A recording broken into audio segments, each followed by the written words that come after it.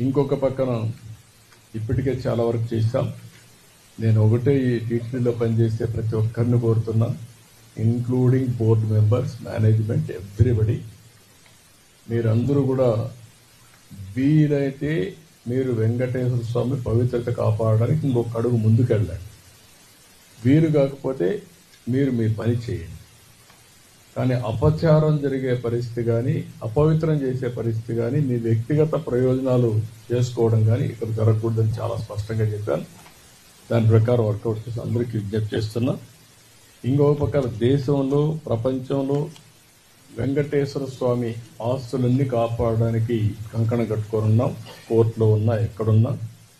అదే మరికి నేను ముందే చెప్పాను, వెంకటేశ్వర స్వామి దేవాలయంలో పనిచేసే వ్యక్తులు ఓన్లీ హిందూస్గానే ఉండాలి. ఎవరైనా క్రిస్టియన్స్ కానీ ఇతర మతస్థులు ఉంటే వాళ్ళందరికీ ఎవరిని మనోభావాలు దెబ్బతినకుండా గౌరవప్రదంగా వాళ్ళు రీహాబిలిటేట్ చేస్తాం. అదే మరిగా క్రిస్టియన్ ఆర్గనైజేషన్స్ కానీ, ముస్లిం ఆర్గనైజేషన్స్ ఉంటే అక్కడ కూడా హిందూస్ పనిచేయకూడదు అనుకున్నప్పుడు అక్కడ కూడా పనిచేయకుండా వాళ్ళ మనోభావాలు కాపాడుతాం. నేను I made it very clear. దానికి కట్టుబడి ఉన్నాం.